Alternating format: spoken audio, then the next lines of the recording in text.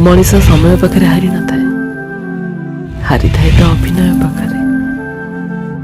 कारण किछि लोक निज स्वार्थ पई एमिति अभिनय करती जे ताको बुझिबा कष्टकर हो जाए। मनीष समय पाखे हारी न थाए, हारी थाए तो अभिनय पाखे। कारण किछि लोक निज स्वार्थ पई एमिति अभिनय करती जे ताको बुझिबा कष्टकर हो जाए। मनीषा